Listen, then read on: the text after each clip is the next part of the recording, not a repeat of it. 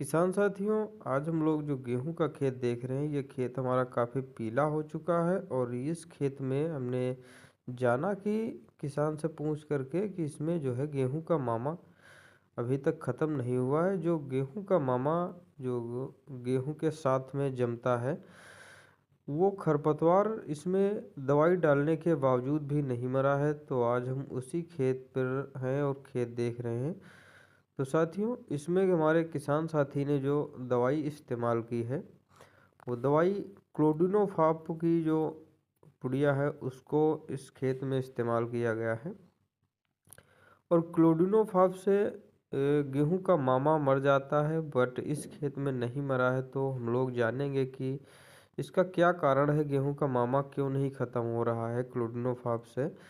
साथियों, इसमें दो कंडीशन हो सकती हैं कि या तो काफ़ी ज़्यादा नमी में डाल दी गई है, या तो फिर जो हमारा खेत है, इस खेत का रेजिस्टेंस बढ़ गया है, जिस कारण इस पर जो क्लोडिनोफाप दवा है वो असर नहीं कर पा रही है।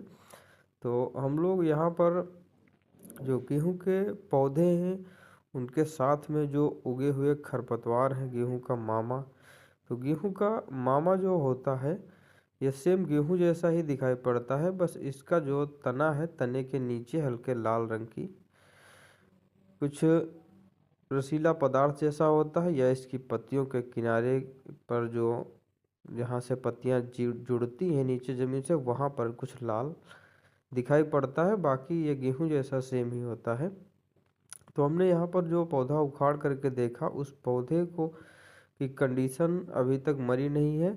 तो उसमें हुआ ये साथियों कि ये इसमें दवाई डाले हुए भी अभी हमको 10 दिन हो चुके हैं, जिस कारण हमारे खेत में अभी तक गेहूं का मामा मर जाना चाहिए था, वो मर नहीं पाया है। और साथियों, जो गेहूं का मामा होता है, ये सेम गेहूं जैसा ही होता है, उसके साथ में उतना ही लंबा लगभग हो जाता है। इसमें जब हमने दवाई का इस्तेमाल किया, तो इसमें जो चौड़ी पत्ती के खरपतवार थे, वो खरपतवार इसमें ख़त्म हो चुके हैं। जबकि गेहूं का मामा सिर्फ नहीं मरा है, वो अभी पूरे खेत में हमारा वैसा है कि वैसा ही खड़ा हुआ है।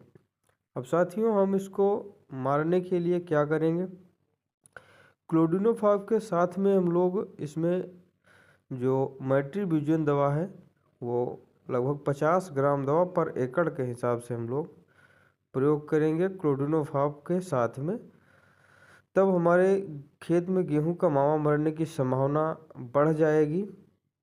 साथियों, गेहूं का मामा ख़त्म नहीं हो पा रहा है खेतों में, तो उसके लिए सबसे अच्छा हमारे लिए यही रहता है कि हम लोग खेत में जो है फसल चक्र अपनाएं। फसल चक्र जब अपनाते हैं, तो जिससे हमारे खेतों में जो उर्वरा शक्ति का ह्रास हो गया है, वो काफ़ी ज़्यादा उभर करके आती है, वो सही ढंग से अपना कार्य करती है। उसके साथ साथ में साथियों, होता ये है कि इसमें अनावश्यक उगने वाले जो खर हैं, वो भी सही हो जाते हैं। उसके साथ साथ में साथियों, जो हमारे खेत हैं, इनकी अच्छी देखभाल होती रहती है। वैसे तो प्रायः देखा जाता है कि जब भी खेत में खरपतवारों के दवाई के प्रति रेजिस्टेंस बढ़ जाता है, तो उस दशा में इनको उस दवाई से ख़त्म न किया जा सके, ऐसा होता है।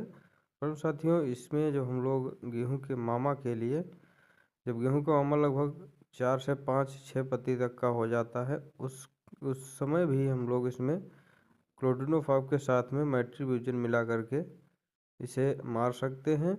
और साथियों, इसके लिए सबसे अच्छा आप लोगों को यह रहता है, जब भी गेहूं की बुआई की जाती है, तो उससे 36 से 72 घंटे के बीच में पेंडिमिथलिन का छिड़काव करके भी इसके जमाव को रोका जा सकता है। उसके ये साथियों अस्थाई जो है रहता है। उसके साथ साथ में यदि आप लोग इसका स्थायी प्रबंधन करना चाहते हैं, तो अपने खेत में फसल चक्र जरूर अपनाएं और खेत की उर्वरा शक्ति को बनाए रखें।